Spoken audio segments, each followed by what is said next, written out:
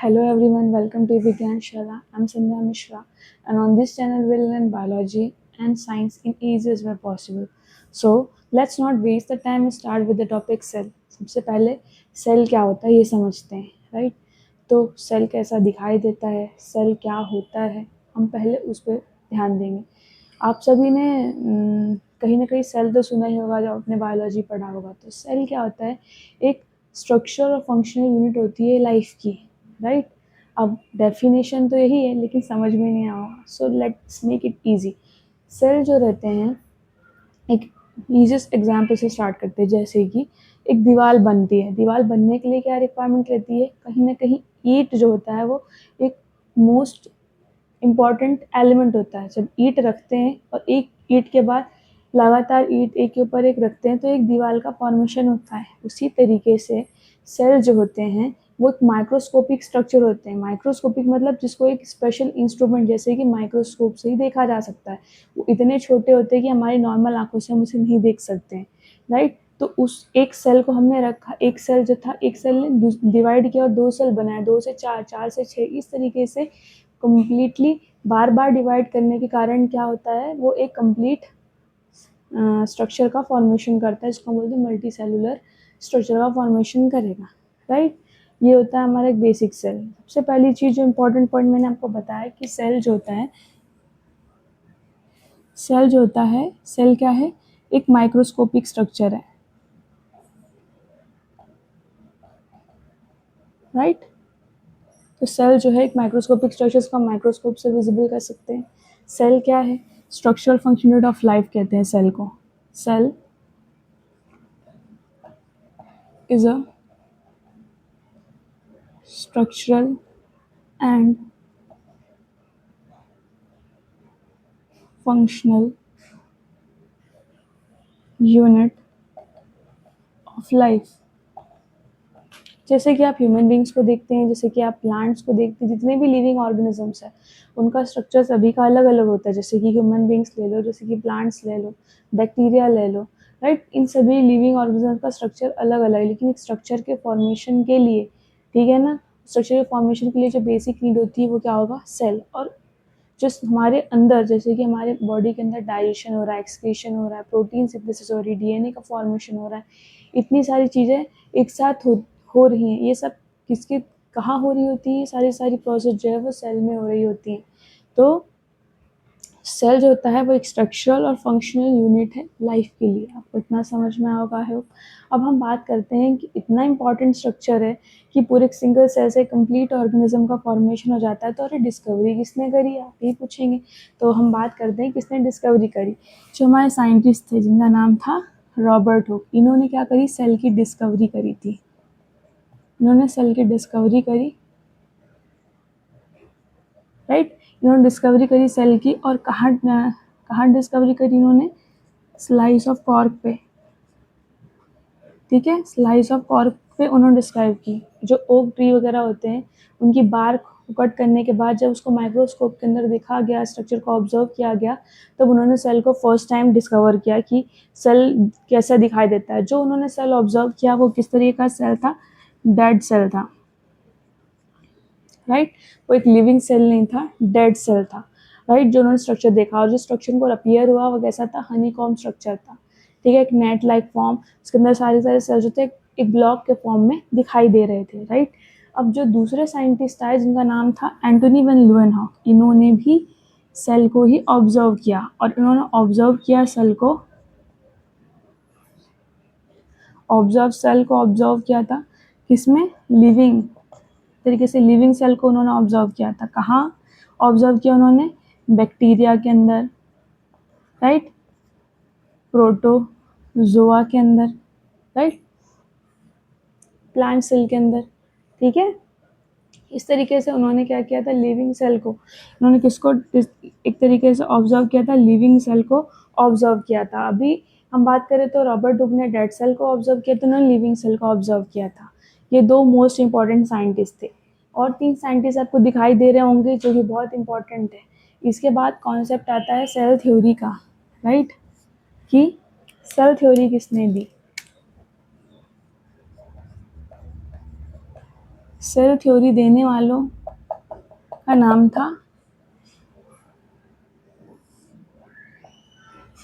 Sheldon, श्योन और वर्चाव। ये तीन जो मोस्ट इंपॉर्टेंट साइंटिस्ट थे, इन्होंने क्या किया था, सेल थ्योरी को दिया था। इस सेल थ्योरी के अंदर उन्होंने कुछ चीज़ें बताई जो कि मोस्ट इंपॉर्टेंट थी और एग्जाम पॉइंट ऑफ व्यू से बहुत इंपॉर्टेंट है। इन्होंने क्या बताया था कि जितने भी सेल आए हैं, जो अराइज हुए, जितने भी आ रहे हैं सेल, जितने भी आए हैं, वो सारे के सारे कहीं ना कहीं पुराने सेल से आए। तो all the cells are cells, or you can say that all the living cells are arise from its pre-existing cell. All the cells are arise from the pre-existing cells. Pre-existing cells. दूसरा concept ही पहला concept उन्होंने बताया। दूसरा concept उन्होंने ये कहा कि जो लिविंग ऑर्गेनिजम्स होते हैं वो एक या एक से ज़्यादा सेल से मिलके बने हुए होते हैं। जैसे कि हम ह्यूमन बींग्स, हम सिंगल सेल थे और एक कंप्लीट मल्टी सेलुलर ऑर्गेनिज्म के रूप में आज खड़े हैं, राइट। तो जो लिविंग ऑर्गेनिजम्स होते हैं,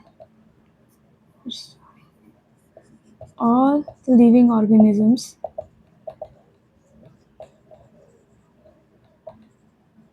are made up of one or more than cells। एक या एक से ज़्यादा सेल से मिलकर बने हुए हैं, राइट। तीसरा और मोस्ट इम्पॉर्टेंट पॉइंट उन्होंने क्या समझाया, उन्होंने कहा कि जो सेल होता है एक बेसिक स्ट्रक्चर और फंक्शनल यूनिट है लाइफ की, राइट। तो हम ये को बोल सकते हैं कि cell is basic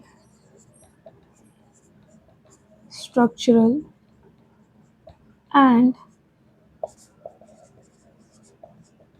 functional unit of life, right. ये सब समझाया गया। अब मैं आपको एक नॉर्मल एक चीज़ समझाती हूँ जो आप ध्यान से समझिए।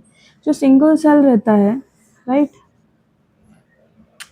जो सेल रहता है जब वो डिवाइड करता है, राइट, डिवाइड करेगा और डिवाइड करने के बाद क्या होगा, यहाँ डिवीजन होगा और ये जो ग्रुप ऑफ सेल्स रहेंगे, जब एक सेल या ग्रुप ऑफ सेल्स रहेंगे तो ग्रुप ऑफ सेल्स मिलके क्या फॉर्म करेंगे, टिश्यू का फॉर्मेशन करेंगे। और ग्रुप ऑफ टिश्यूज मिलने के बाद क्या फॉर्म करेंगे, ग्रुप ऑफ टिश्यूज मिलने के बाद क्या करेंगे, ऑर्गन का फॉर्मेशन करेंगे, राइट। ऑर्गन जो रहेगा मिलके, ये ग्रुप्स जो रहेंगे ऑर्गन के, वो ग्रुप ऑफ ऑर्गन क्या बनाएंगे, ऑर्गन सिस्टम का फॉर्मेशन करेंगे, राइट। और ऑर्गन सिस्टम जो रहेगा एक ऑर्गेनिज्म का फॉर्मेशन करेगा। पहले क्या हुआ, सेल ने डिवीजन किया और ग्रुप ऑफ सेल्स बनाए। ग्रुप ऑफ सेल्स क्या बनाएंगे, मिलके टिश्यू का फॉर्मेशन करेंगे। और टिश्यू जो रहेगा, जब ग्रुप ऑफ टिश्यूज मिलेंगे तो ऑर्गन का फॉर्मेशन करेंगे। और ऑर्गन जब मिलके क्या करेंगे, ग्रुप ऑफ ऑर्गन्स मिलके एक ऑर्गन सिस्टम का फॉर्मेशन करेंगे। ऑर्गन सिस्टम मिलके ऑर्गेनिज्म का फॉर्मेशन करते हैं। ये एक बेसिक प्रोसेस होती है किसी भी सेल का। किस तरीके से सेल से टिश्यू बनता है, टिश्यू से ऑर्गन बनता है, ऑर्गन से ऑर्गन सिस्टम बनता है, ऑर्गन सिस्टम से ऑर्गेनिज्म का फॉर्मेशन होता है। आई होप कि आपको सेल समझ में आएगा, सेल थ्योरी समझ में आई होगी। एक बार हम रिकैप कर लेते हैं कि क्या है। सबसे पहले जो सेल होता है एक माइक्रोस्कोपिक स्ट्रक्चर है जिसको हम माइक्रोस्कोप के थ्रू ही ऑब्जर्व कर सकते हैं, नॉर्मल अपनी आंखों से ऑब्जर्व नहीं कर सकते। दूसरा इंपॉर्टेंट पॉइंट ये बताया गया कि जो सेल होता है वो स्ट्रक्चर फंक्शन यूनिट है लाइफ की। किसी भी स्ट्रक्चर को फॉर्मेशन के लिए और जो हमारी बॉडी के अंदर जो फंक्शंस परफॉर्म होते हैं, जैसे protein synthesis, DNA formation, right, ये सारे के सारे जितने फंक्शंस परफॉर्म हो रहे होते हैं, ये सारे के सारे कहाँ हो रहे होते हैं, सेल के अंदर हो रहे होते हैं। तो ये क्या है, सेल एक स्ट्रक्चर और फंक्शनल यूनिट है लाइफ की। तीसरी चीज़ उन्होंने ये बताया कि सेल की डिस्कवरी किसने करी, जो मोस्ट इंपॉर्टेंट साइंटिस्ट, जिनका नाम था रॉबर्ट हुक। उन्होंने क्या किया था, सेल की डिस्कवरी करी थी। कहाँ डिस्कवरी की थी, टोलिंगम स्लाइस ऑफ कॉर्क में डिस्कवरी करी थी उन्होंने। और जो ऑब्जर्व किया था वो कैसे थे, डेड सेल्स थे, राइट। और किस तरीके के ब्लॉक्स के फॉर्म में सेल्स को ऑब्जर्व किया था उन्होंने, हनीकॉम्ब स्ट्रक्चर के फॉर्म में। देन नेक्स्ट जो साइंटिस्ट है जो मोस्ट इंपॉर्टेंट थे, उनका नाम था एंटनी वेन लीवेनहॉफ। उन्होंने भी ऑब्जर्व किया सेल्स को, लेकिन लिविंग सेल्स को ऑब्जर्व किया उन्होंने। कहाँ ऑब्जर्व किया उन्होंने? बैक्टीरिया और प्रोटोजोआ वगैरह में उन्होंने सेल को ऑब्जर्व किया। देन जो मोस्ट इंपॉर्टेंट चीज़ आती है वो होती है सेल थ्योरी। सेल थ्योरी को देने वाले कौन कौन थे? तो सेल जो थ्योरी दी थी उन्होंने, इनका नाम था शेल्डन, शिवान एंड विर्चाव। तीन मोस्ट इंपॉर्टेंट साइंटिस्ट जिन्होंने क्या किया था, सेल थ्योरी दी। सेल थ्योरी में उन्होंने क्या समझाया, कोई जो सेल होता है वो कहीं ना कहीं प्री एग्जिस्टिंग सेल से आया हुआ है, और जो सेल्स रहते हैं वो, जो एक लिविंग ऑर्गेनिज्म रहता है वो एक या एक से ज़्यादा सेल से मिलकर बना हुआ होता है।